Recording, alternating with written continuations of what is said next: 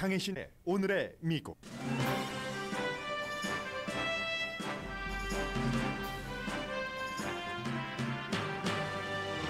오미크론 변이는 확산을 넘어 병원 입원율도 올라가지만 희망은 보입니다. 면역성이 약하다는 이유로 부스터샷을 초과 접종하는 사람들과 마스크에 대한 위험성이 경고됐습니다. 2030년 또는 그 이전 미국은 독재 정권이 지배할 수 있다는 캐나다 교수의 경고가 나왔습니다. 세계가 주목합니다. 코비드-19에 대해 잘못된 정보를 반복해 올렸다는 이유로 트위터가 마조리 테일러 그린 의원 어카운트를 영원히 사용 중지시켰습니다. 이달부터 자녀 양육 세금 공제 혜택은 지급되지 않습니다. 조 맨신 의원과 민주당 사이의 사회복지 지출안과 기후변화 지출안 협상이 다시 시작됩니다. 1월 1일부터 유전자 변형 식품이라는 이름이 유전공학 식품으로 바뀌었습니다.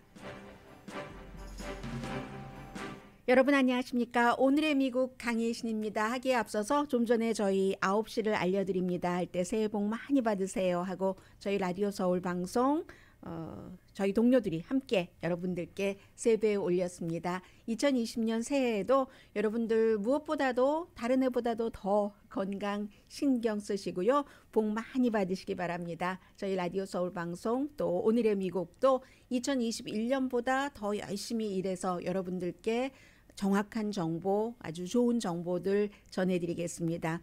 희망은 있습니다. 오늘도 역시 오미크론에 대해서 먼저 보도를 해드리겠는데 지금 아마 요즘은 주변에서 테스트하면은 양성이에요 하고 가족 가운데서 친구 가운데서 너도 검사해봐.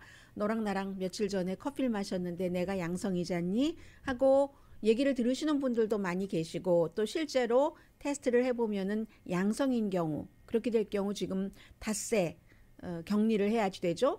그런데 희망이 있다고 말씀드린 게 여러 가지 의미인데 양성 판정을 받으신 분들도 크게 아프지는 않으신 것 같습니다. 대체로 친구와 저와 같이 이제 모르고 그리고 나중에 이제 테스트 해보니까 양성인 거죠.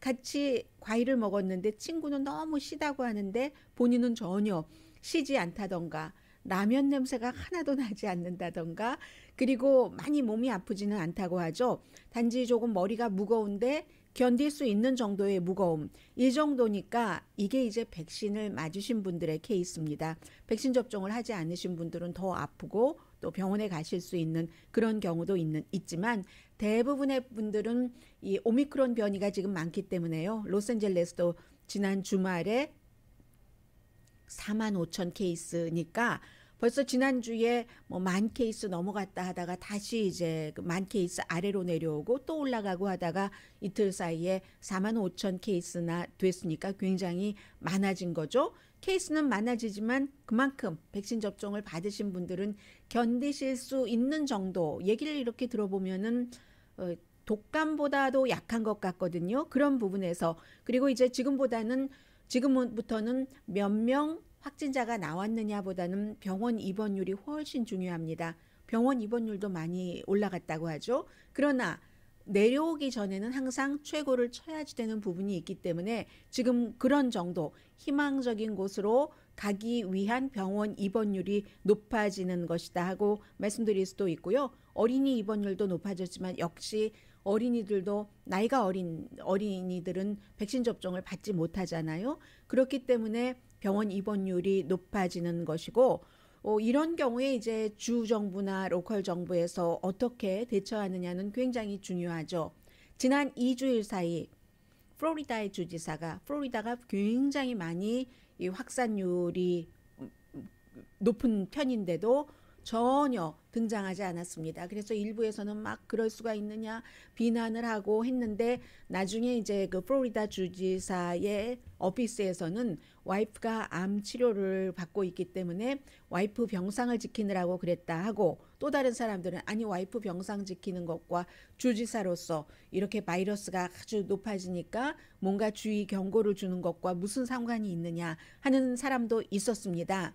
그런데 플로리다 주지사가 뉴 이어 이브 그 콘서트에 참석을 해서 코비드 19에 대해서는 한마디도 하지 않았고, 우리 플로리다주는 이렇게 뭔가 격리 없이 이 새해를 맞이할 수 있어서 기쁘다, 이런 얘기를 했습니다. 이런 주에서는 아무래도 캘리포니아 주처럼 마스크도 쓰시고 거리 두기도 하시고 백신 접종도 꼭 부스터샷 접종도 받으세요 라고 정치인이 얘기하는 그런 주보다는 주민들도 좀 많이 풀어져서 확산률이 높아지는 것도 사실입니다.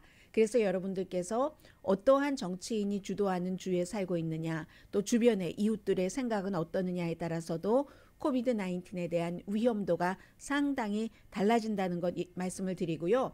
같은 주에서도 플로리다 주의 농림부 장관이라던가 아니면 플로리다주 오렌지 카운티도 뭐 여행객도 많고 하는 곳이잖아요. 이쪽 캘리포니아 오렌지 카운티 말고 플로리다 주의 오렌지 카운티요.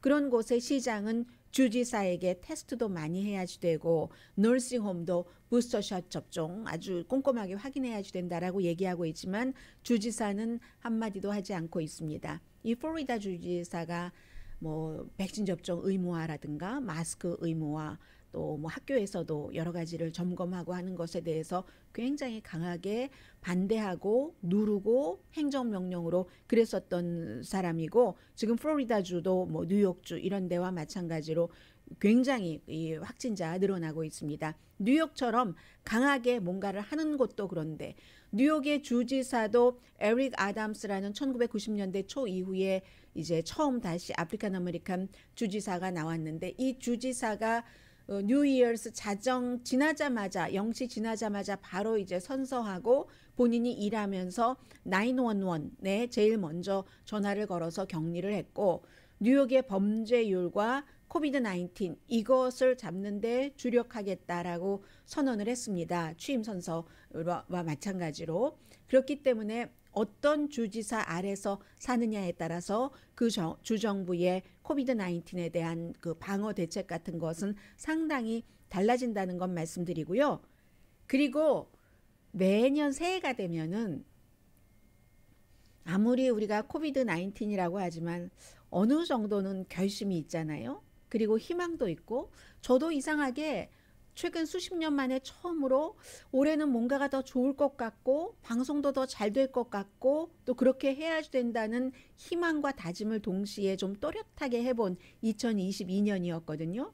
그런데 새해가 되면 사람들이 항상 가장 많이 그 마음가짐 다짐을 하는 것이 내가 운동을 좀 해야지 되겠어 해서 집에서 혼자 하면 안 되니까 짐에 가서 해야지 라고 생각을 했는데, 올해는 이 오미크론 변이 때문에 짐에 가서 운동을 해야지 하는 사람들도 크게 줄어들었고, 이 짐 자체도 너무 규제도 많고 마스크 쓰고 뛰고 하는 것 힘들잖아요. 그래서 그쪽이 굉장히 울상을 지금 짓고 있다는 말씀도 전해드리고요. 역시 주말에도 미국에서 취소된 비행기 편이 가장 많았고요. 오미크론 변이로 스태프들이 많이 비행기 항공사에서 근무하는 스태프들이 감염됐기 때문이기도 하고 미국의 이상 기후 때문이기도 하고, 이런저런 상태에서 많은 학교가 이제 오늘부터 할러데이 끝나고 대면 수업을 시작을 했습니다. 그런데 적어도 2,100군데의 미국 학교는 지금 크리스마스 있었죠. 뉴 이어즈 사람들이 모였기 때문에 가족들이 모이고 난 뒤에 테스트를 하고 직장, 학교로 돌아갈 수 있도록 학교를 한 일주일 연기한 곳도 있고요. 아니면 개학을 이번 주는 그저 그 대면 수업으로만 온라인 수업으로만 하는 그런 곳들도 상당히 많습니다. 학교에 따라서 미국이 워낙에 나라가 크고 하니까 교육구도 많고 하니까 그 학생들 자녀 키우기도 참 힘들어요. 특히 이제 직장과 그 자녀를 돌보는 것에서 시간을 조절해야지 되시는 부모님들은 지난해에 이어서 역시 올해 초도 이런 어려운 일들을 맡고 계시고요. 예를 들어서 뭐 워싱턴 DC라든가 교육구요, 볼티모어 할러데이를 며칠 연장했습니다. 이것은 학생뿐만이 아니라 교사도 그렇고 학교의 여러 스태프들도 좀 잠복기도 있고 하니까 테스트하고 안전할 때 학교 오픈하겠다는 그런 얘기고요. 뭐 미시건이라든가 오하이오주의 작은 그 교육구 뉴저지도 마찬가지로 우리가 이번 한 주일만이라도 좀 리모트로 하겠다. 그렇기 때문에 로스앤젤레스 한인타운의 여러 단체들도 시무식 같은 것 뭐 안 하거나 줌으로 하거나 했잖아요. 지난 연말에 연말 파티도 직장들이 거의 하지 않은 것이 많고요. 그런데 여기서 오늘 제가 두 가지를 말씀을 드리겠습니다. 여러분들께 해당되실 수도 있고 한 가지는 완전히 해당되고 하나는 여러분은 아니더라도 주변에 가족 가운데서 해당될 수도 있는 케이스일 겁니다. 그 케이스부터 말씀을 드립니다. 오늘 뉴욕타임즈가 특히 남자분 한 분, 여자분 한 분을 인터뷰를 해서 부스터샷을 예를 들어서 존슨앤존슨 맞고 부스터샷, 파이저 앤 바이오엔텍이나 모더나 맞고 6개월 지나서 부스터샷 맞는 그 부스터샷을 말하는 게 아니라 그 부스터샷까지 끝냈는데도 본인이 그러니까 한 분은 49살의 스테이시 릭스라는 여자분인데 이분은 신장 이식 키드니 이식 수술을 받으셨답니다. 항체가 생기질 않는 거예요. 검사해 보면. 그래서 이 부스터샷을 몇 번이나 맞는 케이스를 전했습니다. 6월 달에 모더나로 이제 다 접종한 것 말 안 하고 존슨앤존슨을 맞았고 그 3번 부스터샷 접종하라고 하기 전에 그리고 7월 달에 약국 휴스턴에 살고 계시는 분인데 약국에 다 기록이 있잖아요. 그러니까 의사의 노트를 그 의사가 이제 이분이 항체가 형성이 되지 않았다는 것을 써가지고 가서 그 파이저에서 2번을 또 맞은 겁니다. 그럼 이분은 모더나 2번, 존슨앤존슨 1번, 또 파이저 2번 해서 5번을 맞은 거죠. 이 케이스가 굉장히 복잡한가 봅니다. 물론 의사 선생님이 자신의 그 환자에 대해서 이 같은 어떤 진단서라든가 의료 메모를 써줄 수는 있는데 아직까지 질병통제국에서 미국은 3번 이상의 부스터샷 접종을 허락하지 않았습니다. 이스라엘 같은 경우는 어제로 이제 60세 이상 되신 분들의 부스터샷 맞고도 또 부스터샷 그러니까 4번째 모더나나 파이저 앤 바이오엔텍을 맞았을 때 이스라엘은 파이저 앤 바이오엔텍이 많잖아요.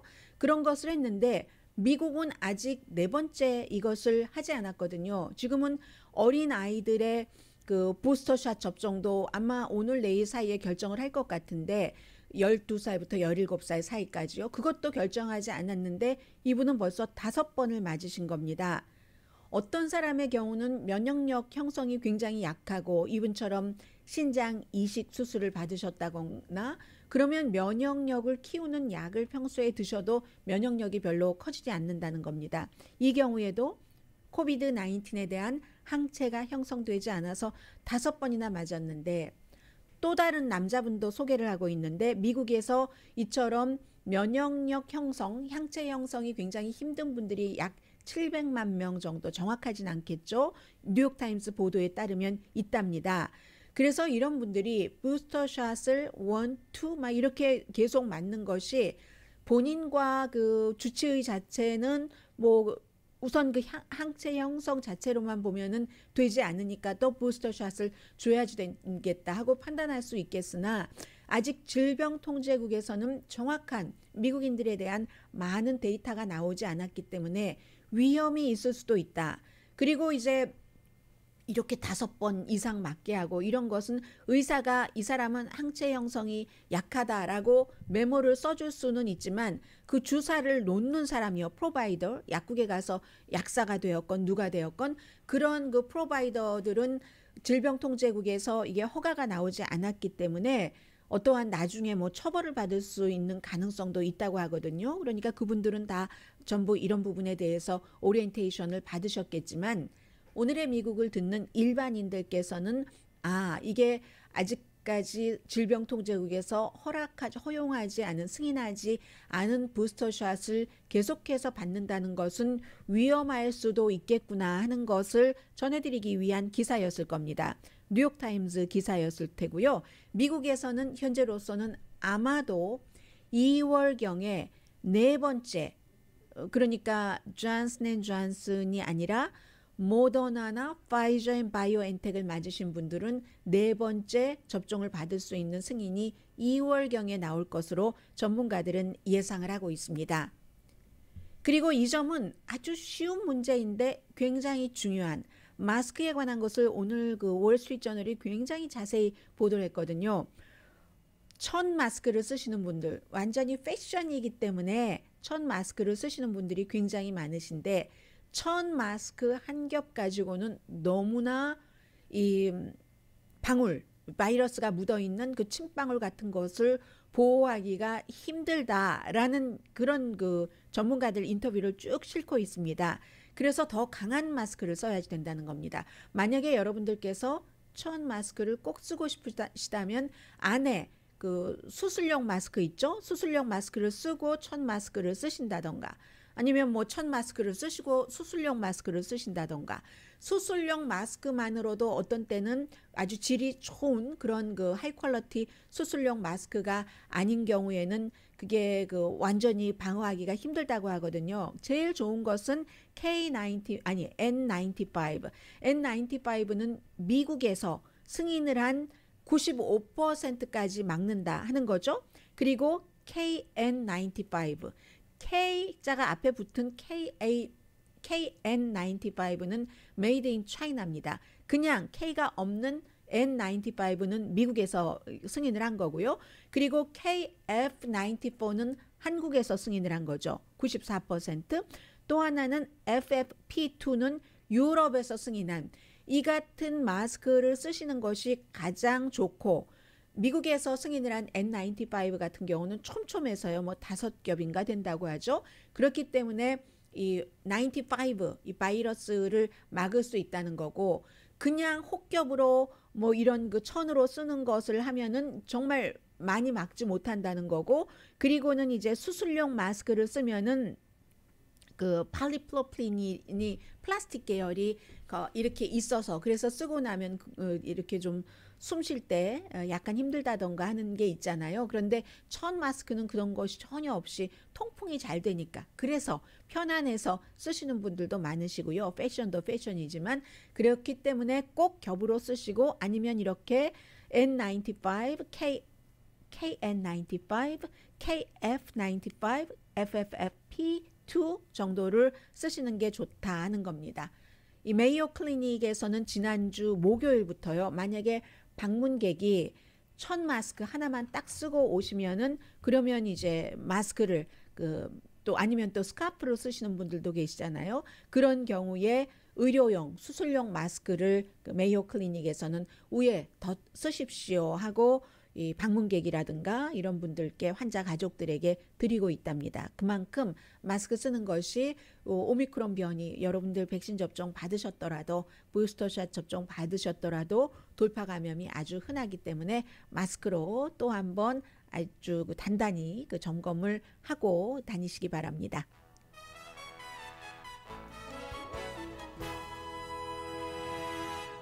잠시 뒤에는 어쨌든 뭐 백신 접종도 되고 부스터샷도 있고 오미크론 증상 자체도 약하고, 그래서 또 하나 희망적이라고 말씀드릴 수 있는 것은, 약한 증상으로 사람들이 많이 이제 양성 반응이 나오면 그만큼 우리가 백신이라든가 부스터샷으로 만들어 놓은 항체 이외의 면역성이, 집단적인 면역성이 커지잖아요. 그것 또한 굉장히 희망적이라고 볼 수 있는 점이고요. 이런 희망이 있는가 하면은, 지금 정치 시즌이 시작되면서 연말부터 계속 이제 정치 뉴스가 나오고 있는데, 오늘 제가 잠시 뒤에는 캐나다의 한 교수의 캐나다 중요한 신문에 기고한 기고문인데, 이 기고문을 뭐 저는 컴퓨터로 봤지만 도대체 너무너무 길어서 보통 기고문의 한 5배 길이는 되는 것 같았어요. 그 5배도 나중에 보니까 더 되더군요. 해서 도대체 프린트아웃 하면은 몇 페이지나 될까 하고 봤더니 15페이지나 됐습니다.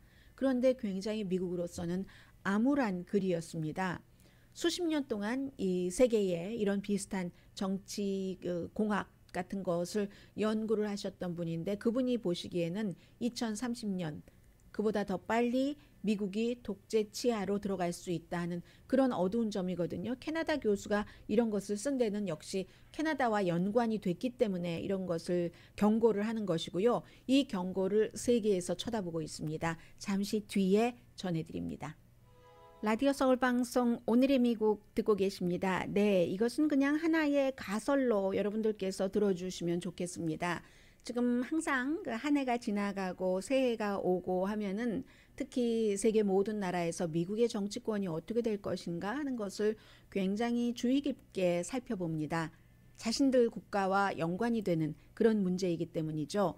특히 캐나다나 멕시코 같은 경우는 미국과 남쪽, 북쪽으로 국경을 맞접하고 있고, 그러면은 당연히 뭐 정치적인, 사회적인 또 경제적인 교류 같은 것이 굉장히 중요하기 때문에 신경을 쓰게 되는데, 지금 캐나다의 한 그 교수가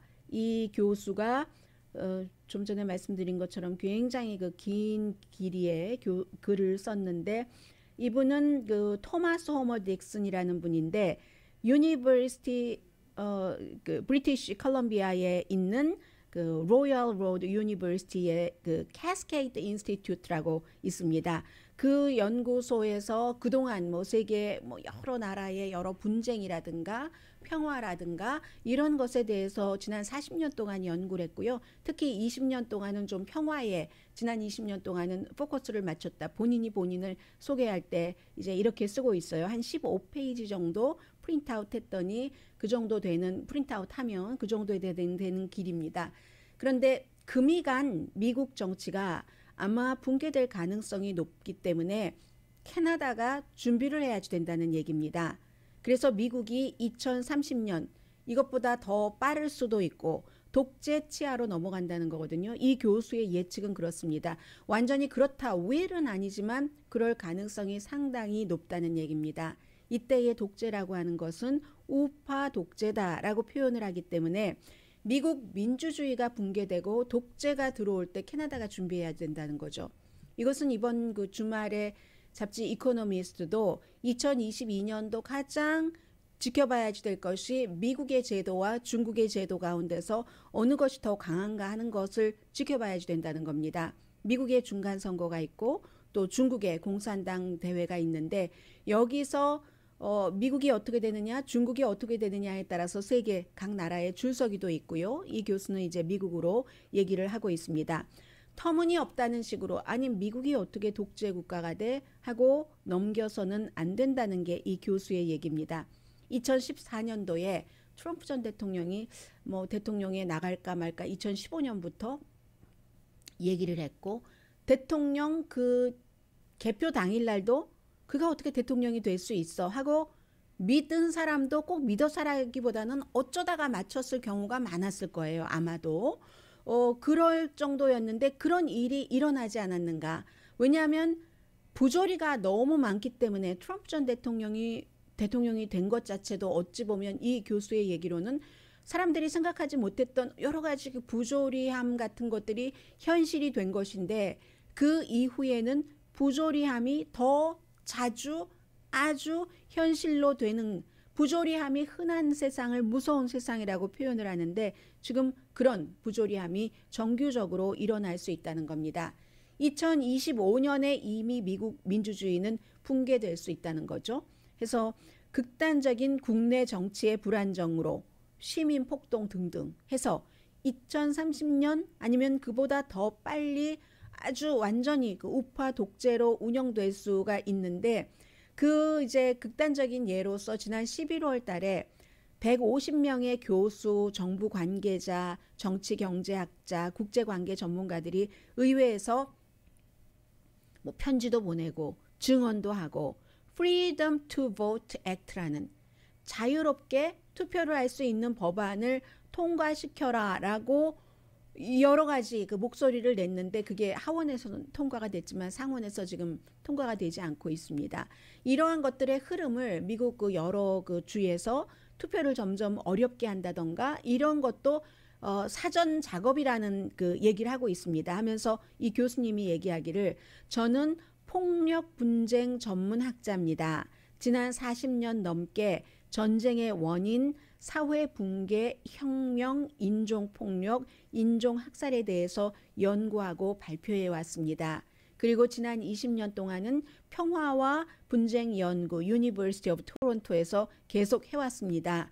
지금 미국의 사태를 보면은 정치, 사회적인 환경이 제가 2030년 이전에 미국이 우파 독재로 갈 수 있다고 경고를 할 수 있는 시점입니다. 저도 1980년대에는 미국에 대해서 연구할 때 러시 림버에 대해서 많이 듣기도 했고, 그러나 그 당시에 들었을 때 그 점점 그 1980년대 이후에 팟캐스트 등등으로 해서 팍스가 더 강해지고 뉴스맥스까지 등장하고 하면서 이 그 처음에 80년도에 러시 림버 얘기를 들었을 때는 미국의 보수의 가치, 윤리 같은 것들을 픽업할 수도 있었기 때문에 그랬는데 점점 극단적이 돼가서 결국은 이제 이분은 2021년도에 숨지셨고요. 2020년도에 숨지기 전에 트럼프 전 대통령이 그에게 자유의 메달이라는 대통령으로서 국민에게 주는 가장 큰 훈장을 줬는데, 이 러시 림버가 1980년대부터 지금까지 해왔던 것이 백인 중심으로, 한국 분들 가운데서도 러시 림버를 좋아하고 많이 들으시는 분들이 계시는데 러시 림버는 여러분들을 좋아하지 않습니다. 대체적으로 그 인종적인 카테고리에서 러시 림버의 쇼는 백인 우월주의의 기본을 하는 것이고, 인종차별, 이분은 인종차별 휘파람불기라고 했습니다. 백인 우월주의를 바탕으로 해서 진보 엘리트들을 비난하며, 진보 엘리트들이 막 그 소수 인종들을 보호한다고 저거 위선이야 하면서 인종차별 휘파람불기를 너무 오랜 동안 해왔고, 거기에 박스, 뉴스맥스까지 보태져서 독재적인 리더십이 미국에서 공화당에서 메인스트림이 됐습니다. 이 교수의 지적입니다. 거기에 또 다른 미국이 우파 독재주의가 될 수 있는 여러 가지 요소를 지적을 합니다.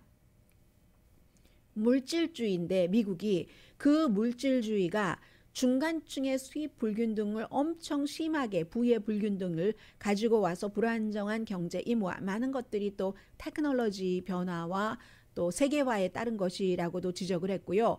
미국이 제조업 중심에서 이제 세월이 흐르면서 정보 테크놀로지로 변하면서 어떤 그 돈을 만들어내는 것이 상징에서 만들어내고 정보에서 만들어내고, 그렇게 하면서 또 동시에 인구는 줄어들고 뭐 어떤 그 수입도 격차가 있다고 말씀드렸고요. 인플레이션 최근에 높아지는 이런 그 물질주의, 또 인구가 백인 여성들이 아이를 낳지 않아서 줄어들고 있고, 그것을 그 분야를 이제 이민이 채우고 있잖아요. 그러니까 인구의 노령화도 되고 다른 인종 간에 막 결혼하는 것, 교회 신자가 줄어들고 하는 것을 백인들이 굉장히 불안하게 바라보고 있다는 거죠. 백인이 대체가 된다. 백인 우월주의자들이 하는 얘기가 그거잖아요. 흑인이 우리를 대체할 수 없고 유대인이 우리를 대체할 수 없다. 대체할 수 없다. 이런 거죠. 그리고 엘리트들의 이기주의도 한몫을 하고 있다. 세금은 안 내면서 돈은 엄청 많이 벌고 공공 투자 같은 것은 안 하면서 뭐 이런 것이요.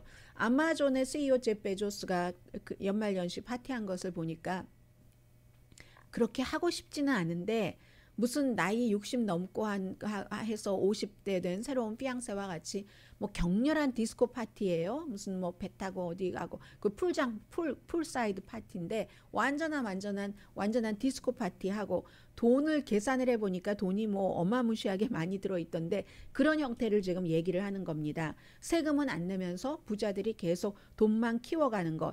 그래서 그 같은 것들이 공화당에서는 이 제프 베조스 같은 경우는 얼마 전에 오바마 재단에 돈 많이 기부했고요. 이 교수는 코크 브라더스를 얘기를 합니다. 이 같은 거부가 자신들의 그 어떤 아젠다를 공화당의 굉장한 보수 아젠다라고 하면서 그것을 키워가는, 공화당의 도그마를 막 키워가는 해서 미국이 중간층의 사람들이 발 디딜 곳이 없잖아요. 정치 우파, 정치 좌파로 완전히 분열됐기 때문에 러시 림버가 수십 년 동안 두려움과 분노의 파워, 그것을 이제 트럼프가 받아서 많이 활용을 했다고 하고, 지금은 터커 칼슨, 박스의 터커 칼슨이나 마조리 테일러 그린 같은 조지아주가 지역구인 초선 연방 하원 의원, 이 사람들이 거의 파시스트 사교 집단처럼 공화당을 만들어가고 있다라고 얘기를 하고 있습니다. 트럼피즘은 유럽의 그 파시즘을 굉장히 많이 닮아서 법을 지켜야지 돼 하고 그 법을 강조하면서 때로는 또 폭력도 굉장히 미화하고요. 해서 지금 미국 사람들이 뭐 몇십 퍼센트 나오던데요. 어떠한 정부에 대해서 불만이 있고 대항을 할 때 폭력을 써도 된다라고 생각하는 사람이 약 30% 정도는 된다는 거거든요. 그게 좌파보다는 우파에서 많이 그렇겠죠. 지난번에 의사당 폭력 사건을 일으킨 해서 공화당 우파의 할러데이 가족 사진을 보면 그게 더 잘 볼 수가 있다라고 얘기하는데 얼마 전에 이 방송에서 여러분들께 말씀을 드렸습니다. 젊은 공화당 정치인이 가족들이 많아요. 많은데 어린아이도 있고 하는데 다 뭐 장총에서부터 갖가지 총을 살상무기에 준하는 그런 총까지 들고 크리스마스 트리 뒤에 있고 활짝 웃으면서 찍은 사진. 이것은 총기 소지 자유 이상의 의미를 갖고 있다고 얘기를 합니다. 트럼프 사교 집단만이 미국의 가치를 지킨다라는 메시지라는 거예요. 민주당은 매국노이고 그렇기 때문에 의사당 그 폭동 사건을 일으켰을 때 그 많은 사람들이 이런 사람은 미국인이라고 생각하지 않는답니다. 백인이 아닌 사람, 기독교인이 아닌 사람, 교육을 많이 받은 사람. 교육을 많이 받으면 폴리티컬 그 코렉션이라고 해서 PC라고 하고 뭐 민주당이라고 하고 엘리트라고 하고 하잖아요. 그 가보면 의사당 폭동 사건 때 들어갔었던 사람들 보면은 알 수 있습니다. 좀 전에 말씀드린 그 사람들이 굉장히 싫어하는 그런 사람들인 거예요. 백인이고 기독교 십자가 거기에 있었잖아요. 교육 많이 받지 못하고 소득 적고 이런 사람들만이 자신들만이 진정한 미국인이라고 생각을 한다는 겁니다. 폭력을 통해서라도 민주당 정권은 막아야지 된다. 그렇기 때문에 빅 라이, 트럼프 전 대통령이 내가 이겼는데 졌다라는 그 빅 라이가 받아들여진다는 겁니다. 저쪽에서 한 선거는 가짜다라는 이것을 지금도 70%의 공화당이 믿고 있다는 거잖아요. 그렇기 때문에 트럼프 전 대통령이 진 게 젊은 공화당에게는 굉장한 그 에너지가 돼서 지금 힘으로 나타나고 있고 아무튼 여러 이유로 올해 선거가 있을 때 팬데믹 때문에도 투표율이 낮겠죠. 그런 때는 민주당 투표율이 더 낮아지고 하니까 분노한 그런 여러 그 트럼프 전 대통령 지지자들이 더군다나 인플레이션 있죠. 이제 팬데믹으로 인한 처음에는 인기가 높았지만 바이든 대통령 인기가 낮아지고 있고 해서 공화당이 컨트롤 한다는 것을 거의 모든 전문가들이 보고 있습니다. 올해 중간 선거에서. 그래서 공화당이 컨트롤을 하고 2024년도에 그럴 리가 있겠어. 나이도 그렇게 많은데 하는 트럼프 전 대통령이 2024년도에 돌아오고 그리고 심지어 트럼프 전 대통령이 선거에 나오고 저도 공화당 의회는 지금 하는 것을 보면 트럼프가 이겼다고 얘기를 할 것이라고도 이 교수는 전망을 하고 있습니다. 그런 일을 하기 위해서 지금 스티브 배넌과 백악관의 첫 번째 수석 전략가였던 마이클 플린, 첫 번째 국가안보보좌관이었던 그 마이클 플린, 이 두 사람이 트럼프 영향력을 늘리기 위해서 주정부 차원에서 지금 열심히 미국 로컬과 전국적인 정치 무대에서 뛰게 된다는 거죠. 그러면 그렇게 될 때 미국은 2030년 그 이전에라도 민주주의가 붕괴돼서 독재 체제로 들어가게 되고 그 이후는 남북전쟁 때 그때보다도 더 미국의 그 사회 내부는 분열될 것이다. 그러니까 캐나다도 그때를 대비를 해야지 된다는 거예요. 캐나다 총리에게. 그 얘기는 자세히 말씀 안 드리겠습니다만은 지금부터라도 몇 년 뒤를 대비를 해서 정치인들 초당적으로 위원회를 만들어서 시나리오가 미국이 이렇게 될 때 캐나다는 이렇게 대처하고 한다는 그런 걱정들을 지금 다른 나라에서 그 같은 걱정들을 하고 있습니다.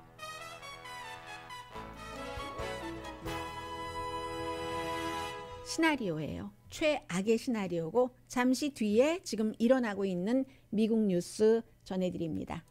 라디오 서울 방송 오늘의 미국 듣고 계십니다. 네, 식품의약국에서 승인을 했습니다. 12살에서 15살 사이에 이 파이저 앤 바이오엔텍 부스터샷 접종 가능하고요.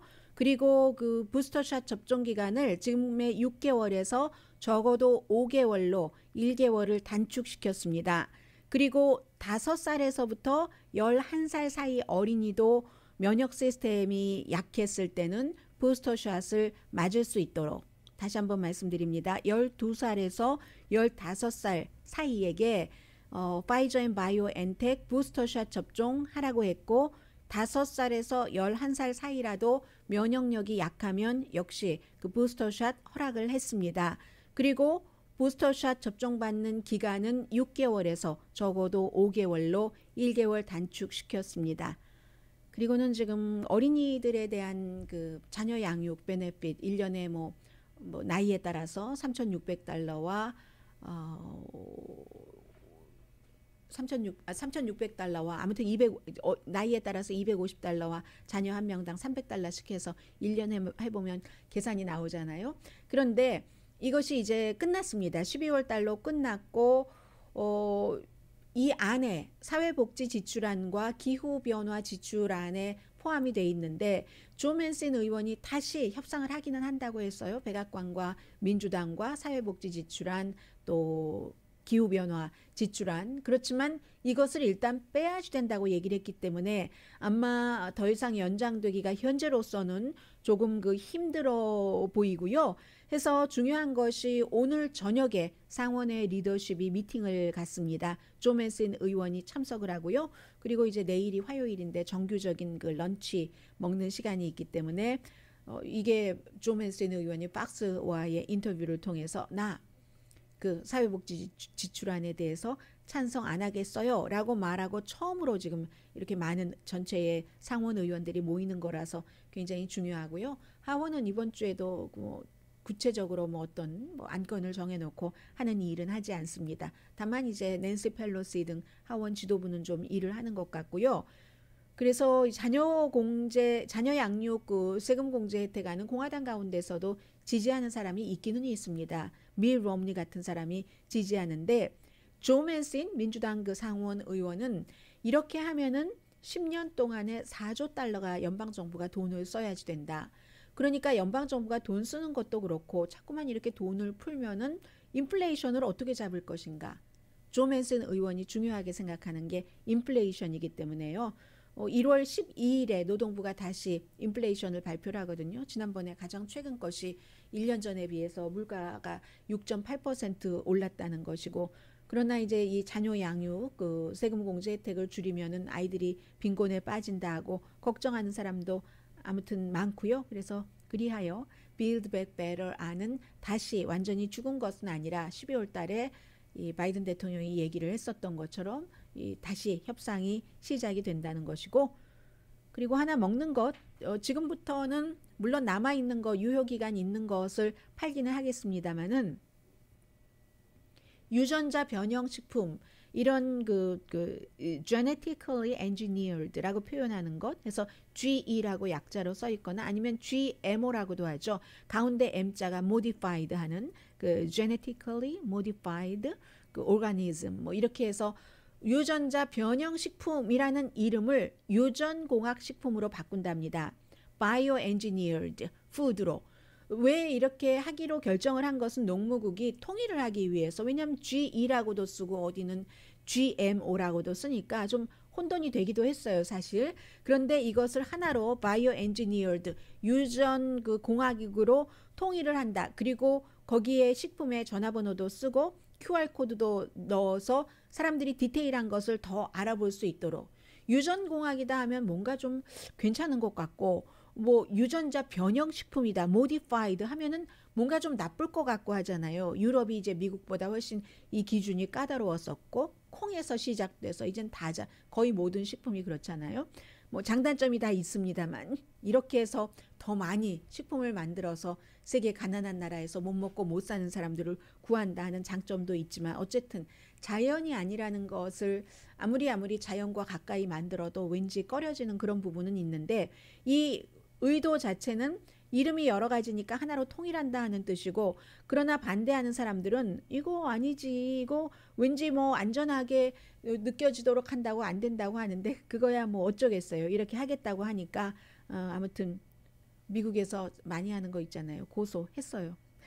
어디서 했냐면 식품안전국에서 농무국을 고소를 했습니다. 결과가 어떻게 나올지는 모르겠어요. 아무튼 유전공학 식품을 만들어내는 회사만 좋게 하는 거다. 이미지 좋게 해서 하는 얘기가 있는데 새해가 되니까 이렇게 달라진 것이 있다 말씀드리고요. 잠시 뒤에 터치하지 못한 것들 전해드립니다.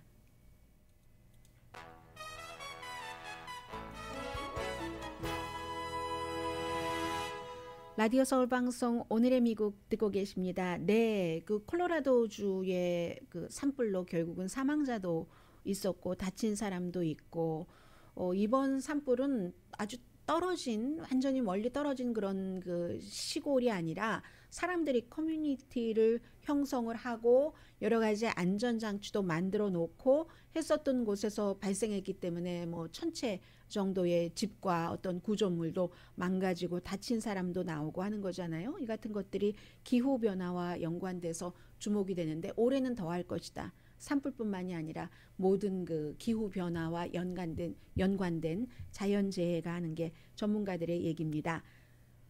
마조리 테일러 그린 조지아주의 초선 연방 하원 의원이 결국은 코비드 19에 대해서 반복적으로 잘못된 정보를 유포한다 해서 개인 어카운트를 영원히 그 트위터가 닫아버렸습니다. 뭐 이렇게 될 때 항상 그 빅텍을 그 비난을 하죠. 그리고 왜 뭐 닫아 하는 그런 얘기도 있는데 결국은 뭐 이런 수순으로 갈 것으로 많은 사람들이 알고 있었고요. 또 해리 리드 상원 그 대표 민주당 지난주에 이제 숨진 것으로 발표됐고 12일에 의사당에 안치된다고 하거든요. 그리고 역시 그 밖의 뉴스들도 있지만 새해 첫날 좀 천천히 인사드리고 싶어서요.